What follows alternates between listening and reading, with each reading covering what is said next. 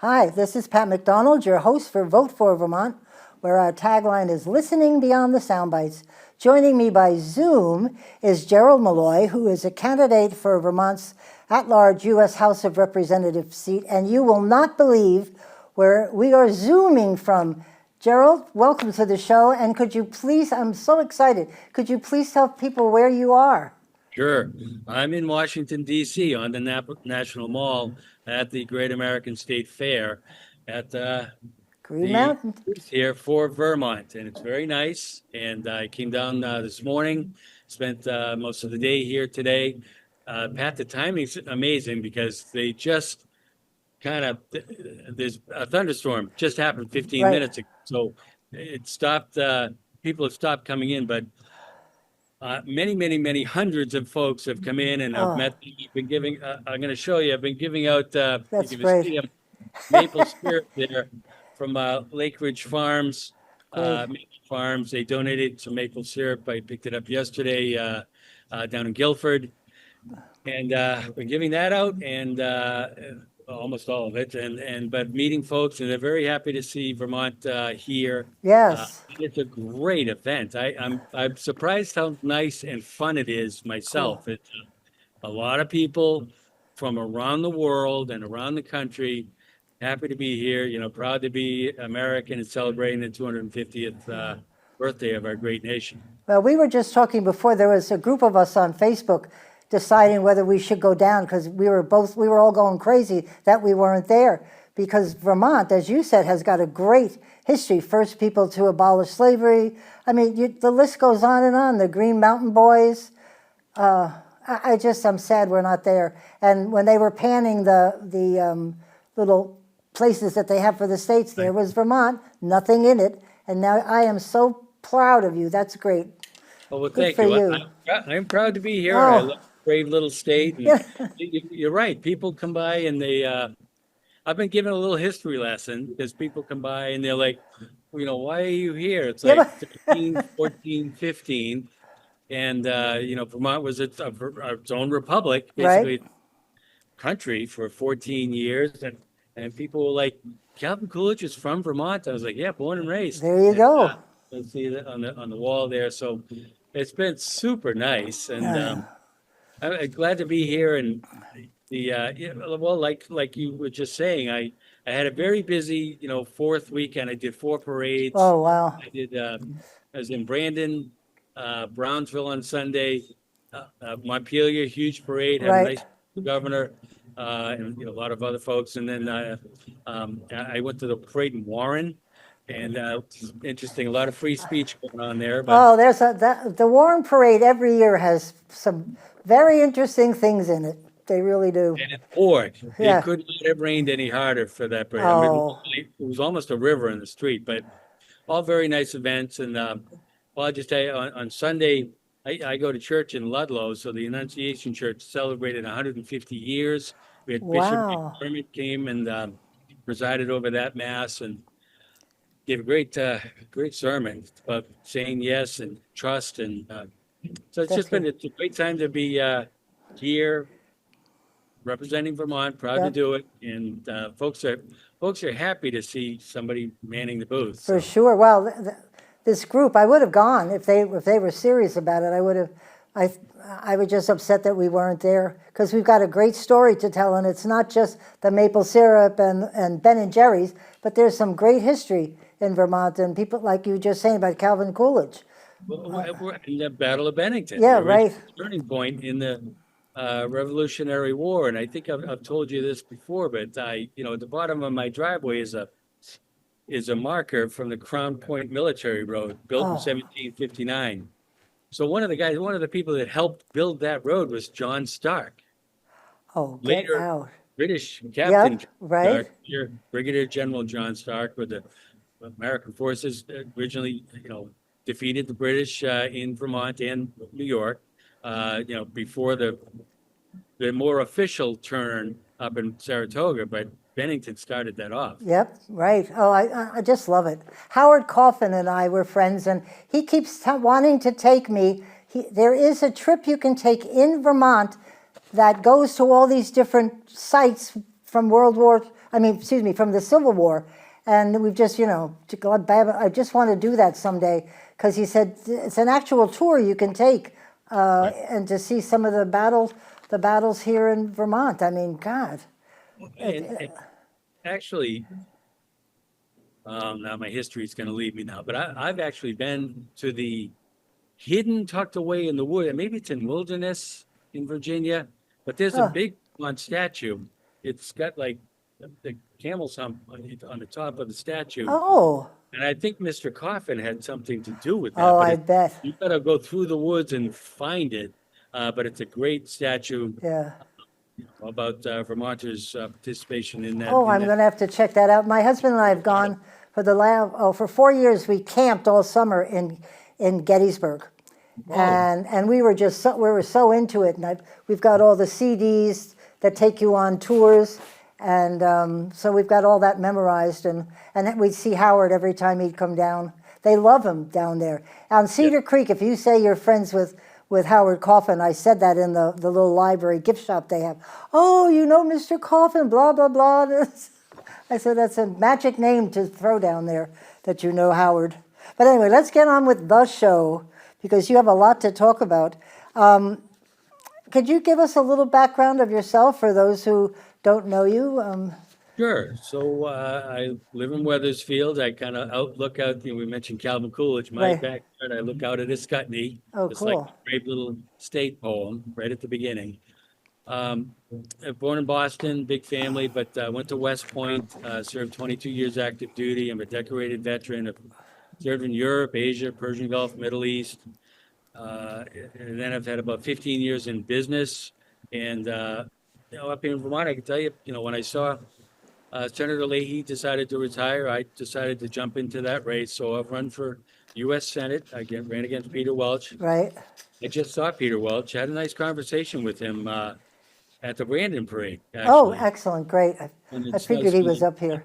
have a Yeah. cordial conversation. And he, like me, is, upset about how divided the country is. Oh, And it's people are they're just angry. I mean, really angry. well, and then so I ran against Bernie Sanders. Nobody's come closer. I'm wearing my shirt from the RNC there. I actually gave the roll call at the RNC in 24, and I'm very, very proud to I remember that. That was great. be part of the Vermont leading the entire nation in state gains in 24. And one of the things I've talked about now, I've decided to run against Becca Balint. I don't think she's delivering the things for Vermont. I know I No. can do a better job there, but you know, that's a little bit about me. I have an MBA. My youngest is 17, so he's in high school in Vermont. He picked in the state finals for lacrosse recently. Oh, wonderful. That's a great game. I love lacrosse. So I decided to run. I actually just shortly before the deadline in May, I got my signatures kind of quickly. I got 500 plus all by myself. I did have some help from other folks for well above 500, but and I saw to me, Vermont, and I think it's become much more public knowledge now, is Vermont's declining. Yeah. Businesses are leaving, people are leaving. And one of the things I've kind of, done some more research, Pat, you'll appreciate this. It's actually been 25 years now since Vermont has had moderate, balanced representation in Washington, D.C. You remember Senator Jeffords jumping over in Right, 2000? right. That was 25 years ago. Since then, we've been, far left representation. Simultaneously, it's been 30 years here in Vermont that the progressive left Democrats have controlled the Senate in the state. Right. So what's happening, from 24, those great state gains, that minority still, I think, has shown Vermonters that the GOP is the answer. Right. And really, the progressive left, Vermont has been in decline. It's become unaffordable. And Right. a lot of reasons for that, to include my opponent, when she was leading the, state Senate leader here in Vermont. So I know I can do a better job for Vermont. Vermont, in my estimation, has to become business friendly. Right. It's business unfriendly, has been for a long time. And that's, with that kind of focus and just saying no to include Act 250, businesses are leaving. Yeah. And with them go jobs, and with them go people. And so that decline is a very bad path for Vermont. I know the governor's on the exact same page. We've got to get businesses to come and stay in Vermont. And I know my business experience, I can do that. So it's exciting. I answered the race. I was on VMT yesterday morning. I had a nice, I was with Kurt and Anthony and talked about a lot of different things. Right. Obviously, much different kind of outlook for me. I consider myself a moderate Republican. I think that's exactly what Vermont needs, some moderate, balanced representation in Washington, D.C., and more so also in Montpelier to bring common sense. And just to kind of come full circle, you saw it here in Vermont in the last 6 months because the GOP saved the day on Act 181, rolling back some Absolutely. really what they were, with instead of another 14% property tax hike, we got it down to 3.5, reasonable. The rolling back 181, which is taking rights from landowners. I think we pretty much put the last, nail in the coffin on the Unaffordable Heat Act or Clean Heat Scheme. Right. Did some great things. Right. And Vermonters see that. And I think Vermonters are finally seeing, and it's interesting because if you look, I think what's going on is you look at other parts of the country that are kind of maybe gravitating towards socialism or progressive left ideas. I think Vermont's going to go the other way because we've been there, done that, Yep. and it's not working. So I'm thinking, there should be balance in DC to get results for Vermont, not just angry rhetoric, divisive, in Yeah, some cases, insightful. Because there's never any solutions given. It's all anger. I said there's never any solutions given. Right, It's just right. all anger. And we should have lowered this. Or that. Well, what do we do? The thing that upsets me the most of everything is education. Because we used to be top of the heap, and Right. now we are 35 nationwide. And every school is not most every school is not meeting the standards. It's scary for our kids. They have to be ready to go into the working world. You know what you need to start a business, to work, and they don't have those skills. They're missing out. Right. And there's, frankly, there's the, not everywhere, but I think some of the indoctrination that's Right. going on is a part of it. Yep. And then the actual cost in Vermont is among the very highest in the entire Right. country. So the value is not there to be one of the most expensive and at number 35 or so. Yep. So there's some, I And, think there's yeah, there's and it definitely costs- more to do. Per student, we are one of the most expensive, top 4, I think, if not the top. I Right. mean, we're just spending too much money on it. Not too much money, but if you got the returns, you probably wouldn't be so angry about it. But for the money we're spending, we don't have the returns, and the kids are suffering. And now, now all we're thinking about is consolidation, and I understand the benefits of consolidation, but meanwhile, what's happening to the kids? They're just limping along, and that's going to be another couple of years, and then we're going to get to the kids. Right. Well, so there's a lot of pieces to the puzzle, and it's actually going to take time because I mean Right. I've heard the governor talk that Vermont has lost 30,000 students. Yep. And Vermont has people leaving. I can tell you it's worse than it's publicized because I've met 100,000 Vermonters, and every day I meet people that are going to The move, right? Me move to New too. Hampshire or Florida or Texas or Tennessee and. Yeah. But so you kind of have to turn that around to get businesses and people, to stay here. Right. And, along those same lines, for the young people, there has to be a career path, and jobs for young people to stay. So they might go to UVM and work at a coffee shop for a couple of months, but then they go somewhere else because Right. we and I'm not talking about making, nothing that a community wouldn't want, but but there needs to be jobs. And we need to be more business friendly. Right, And right. really, it's the progressive left that is not business friendly. And I talked about the taxes and the land 181. It's kind of that whole redistribution of wealth idea of socialism. That's what's going on. Right. And it's driving people away. So And they're going to drive the people away that can afford to leave.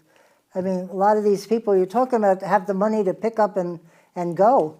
And then what? Then you don't have the base. You don't have the Right. money. It's ridiculous. I don't know. People ask me why I'm running. It's like, well, I love Vermont. Right. I love it here. I think it's the best place to live in the whole world. Yeah. And there's a lot of pieces to that to have Vermont thrive. So yes, we have tourism, we have maple syrup, we have logging, and they're all very important. But I think we have to be more than that.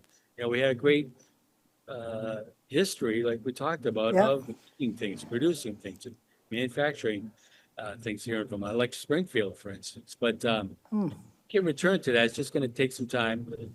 On the state level, I think it would, the GOP making a little bit more progress for some more seats in representatives and senators at state level will reform 250 to move into, 2026 timeframe. Not be stuck 50 years ago where it takes you 4 years to move a project through. And then I can't tell you how many people I've met that have been so frustrated by 250, Yep. they've up and left. Yeah. Or taken their businesses and left. Yeah. When I was in the Department of Labor, I would talk to businesses, and they'd say about Act 250 that it's just too hard to decide what you're going to do. They said we just need two things: how long is it going to take, and how much. And Act 250 sort of keeps changing as you go along, because you go down one route and down another. And House Natural Resources was asked a couple of years ago to just focus on Act 250, changing it. They couldn't. They couldn't come to any agreements, and that they've got to fix that. Because Well, that's what's a big problem. I think the same thing with education and tied into the declining population and declining students is the hard reality that consolidation is going to have to happen. Those are some very, very tough choices.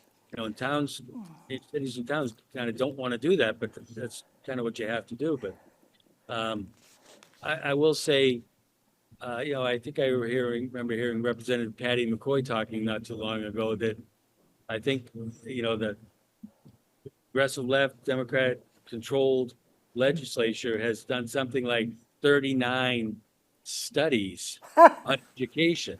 Right. It's just keep kicking that can down the road. Because they don't know the answer. Right. Well, and they don't want to make some hard decisions. Yeah, right. So the GOP is gonna make some hard decisions here, but it doesn't have to be. If we could start turning around the unfriendly business approach, Right. welcoming and I've already started working on that actually. We're doing some reaching out, some pretty effective reaching out to start enticing businesses to maybe come to Vermont. Great. And again, like I said, there's a lot of steps there, but that would be working with the governor, Republican governor, and his administration to do that. And I'll tell you something kind of interesting. It's kind of surprised me, but then again, it didn't surprise me. I asked a state senator a couple of weeks ago. I was like, how often do you see Bernie Sanders, Peter Welch, Becca Balint in Montpelier working with the governor to do things for Vermont? Nope. You know, the answer was never. Never. Right. None. Right. Doesn't happen. Yep. And that's bad. I mean, that's one of the things I think we've got, Becca Balint, all three of them really, just complaining 24/7 about the current administration. Right. And that's not a good approach. That's just not delivering really anything except angry rhetoric to the Vermonters. And the reality is, federal spending is decreased, and Right, Vermont right. becomes very dependent on that, as Vermont's got a kind of a transformation stage ahead of it to wean itself off of so much federal dollars because they're not coming anymore. No, well, and Leahy But- used to bring back lots of money, and he's not there, and it's going to take them years to get up to his level. Well, yes, but what I'm saying is the approach is not all the hate speech Oh, on right. the current administration. That's not going to get you a dime. Right. What I mean? So Yeah. I think we're in a transformation period where we've got to kind of stop being so dependent on those federal dollars and, I start see. building to have an actual You're right. thriving economy to support Vermont itself. Right. We talked a little bit about this when we were off camera. I was thinking, I was in the state legislature, and that's a different perspective than what you're hopefully will be doing when you get to Washington. You're looking at the nation, and there are so many issues that are just staggering these days, but a couple of them match us. Education's a big issue, healthcare, cost of living, those things we can relate to. Sure. The issues about how we deal with other countries and the issues we are in now with Turkey and with just all the things that are going on. It's pretty scary. But how do you see helping Vermont? Is it when bills come in, you make sure that there's not a negative impact, or do you sneak in an amendment that might help Vermont? How do you use that position to help Sure. us? So I think it starts,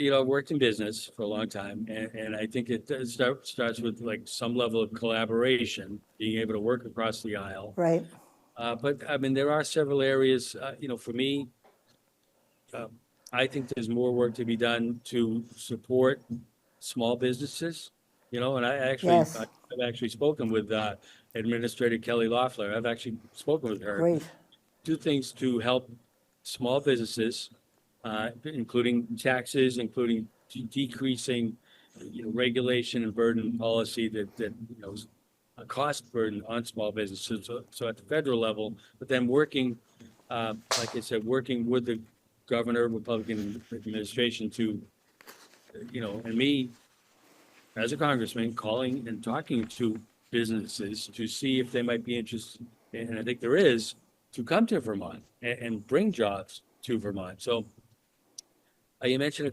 couple other things. Personally, I intend on raising, it's going back a ways, but Democrat Representative Barbara Jordan had a proposal many, many years ago on immigration reform. Now, I will say both sides are at fault here for not yes, doing I over a agree. very long period of time. I've read through her proposal. It's a solid base, so I plan on bringing that up and actually trying to work through that, because there is reform necessary. We can't have open borders Right, and crime and drugs, and, the current administration is addressing that. To be brutally honest, I know in Vermont, there's a lot of folks very upset with immigration and, ICE and how they're operating. I personally don't think the current administration needs to try to track down every single person that's not fully documented in this Right. country. it's an awful lot of them. Well, there's a lot, but criminals and, drug dealers, yes, but, Yep, and then you mentioned healthcare.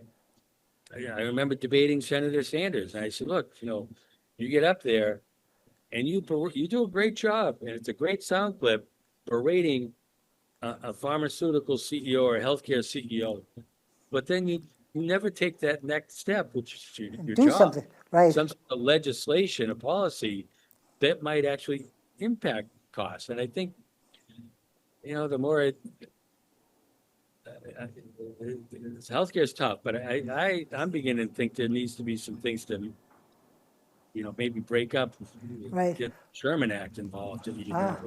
I've also talked about patents, where it's not a 10-year patent for a drug, maybe it's a 5-year patent to get drugs out, Yeah. genetic drugs on the market quicker, less expensive. Some sort of legislation to create more transparency and competition, and then something to address, I think the PBMs in the middle is one of the things driving up costs. Well, I worked for Ciba Geigy for 20 years. It was a big pharmaceutical company in Yep. Summit, New Jersey. And the cost, the research and the cost of getting a drug and having it approved is like astronomical. Right. That they could start right there to help everybody go, oh no, but help the drug companies to keep their costs down so that the final product. I had Right. one the other day was $800. I'm like, are you kidding me? Forget it. Well, you probably know. I mean, there are five-figure drugs out there. Oh, for sure. You know what I Yep. mean? Yeah. So, yeah. So, I actually think, I think Secretary Kennedy could look at Yeah. the process. That you're exactly right, because I mean, I've actually worked with HHS. I've worked in the defense industry, and so I Great. know about, for a product, it's not just that end product that you're paying for. You're paying for, in some cases, years of Years. engineering, Right. development, RDT&E, Right. years. So that gets rolled up into the cost. But so I think there are ways to decrease healthcare costs if we can uh, streamline the processes to bring a drug safely to market. I know, yeah, even Secretary Hegseth, and if you read some of the executive orders from the president about the defense industry kind of read the Riot Act about how we're going to do business, and that Right. made very big changes in acquisition, because I know, because I worked in it, it can't take 5 years to acquire a technology innovation product for like the military. Right. Because 5 years later, it Right. keeps. Right. So I credit Secretary Hegseth for, making some progress there to kind of streamline things, and it's a cost reduction in itself, but it actually brings better products to the market quicker. That's great. Yeah, I know when I hear them talking about the pharmaceutical and the drug companies, I just have that background, so I'm like, oh, you don't really understand them and how much money they spend up front for years, as you said. I just wish they would at least recognize that. I mean, because they've got lots of people and they got to pay salaries and blah, blah, blah. But I think they'd be willing to try to work the cost down if they could. But Right. the regulations, like Act 250, the regulations are crazy, some of them. Yes. So they should take time to look and listen. And I would say, actually, I would tell you, I actually visited a large pharmaceutical company. I spent the entire day with the CEO in New Right. Jersey. Ah, Yes, just a good couple of for years you. ago. And so there are other factors, and it's, trying to think back, but I mean, there are some kind of global market Right, factors right. that tie into cost. But I think I can get my arms around that. But I do think I look to be someone, in the House, on whatever committees. I do want to be on like the Agriculture Committee for one, but, committees that I'm on not to take it past that step, not to sound clip of a senator or congressman, berating an executive, but to actually take another step to actually That's great. create and develop and pass legislation to actually do something about the problem. That's great. Well, I'm glad you mentioned agriculture because in our little, we're an agricultural state, and we have 1 in 5 people suffering from food insufficiency. Drives me crazy. How can that be in this state where we grow vegetables and cheese and all sorts of fabulous products, and we've got people that don't have enough food? There's a problem here. And that number keeps changing. Sometimes it's 1 in 4. We've been down as far as 1 in 3. That's wrong, I think. So agriculture is a good committee.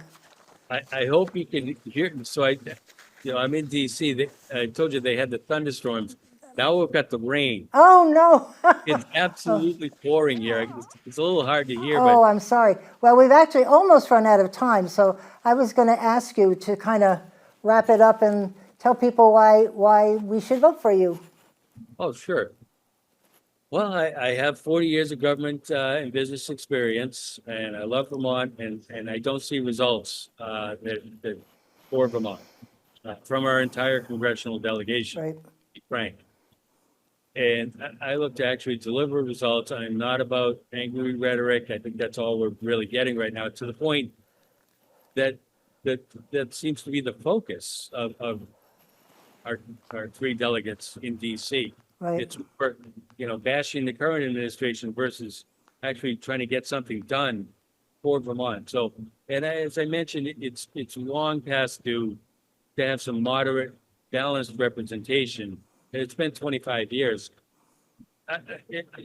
You might have seen an article, Vermont is in trouble in Vermont Business Journal.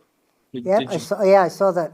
Yeah. It's spot on. Yeah. It talks, and it lays out the numbers about the decline in people and businesses, and it's just not it's a very bad path to be on. So I want to turn that around. And, you mentioned the agriculture, right? At the RNC, I waited in line with GT Thompson like an hour. So he's the chair. Yeah. Oh, yeah, I know who he is. Right. In the House of Representatives. So I know him. I know quite a few other people, actually both sides of the aisle. So I think, the angry rhetoric is not working. I've done, business where you need to kind of, there's a little bit of compromise there and to get something done. And I even talk about, Eisenhower, another West Pointer, not that I'm Yeah, Eisenhower, right. but, he talked about the Constitution, far left, far right. Results come from somewhere in the middle. And so That's right. our delegation's not playing that game at all now. I want to get results for Vermont, work with the Republican governor, turn it around for Vermont, make it Right. business. You can have a bright future, not just people leaving. Yeah, it's pretty scary to watch the numbers. It really is. We used to say in the legislature, there's three bills: my bill, your bill, and the compromise bill. And that was the best one of all three because you worked with the other person, and maybe neither one of you were thrilled, but you got a bill that you could both support, and that's Right. what we need to have happen. Gerald, I am so proud of you for being down in DC. I love it. I'm just busting to spread that word around. That's great. Thank you very much. We hope you'll come visit us again when you're back home. Thanks, Okay. Pat. Thanks Thank for you having very me much. on. May the 14 stars shine bright. Thank There you. you go. Thank you. And thank you for tuning in. This is Pat McDonald, your host for Vote for Vermont, where our tagline is listening beyond the sound bites.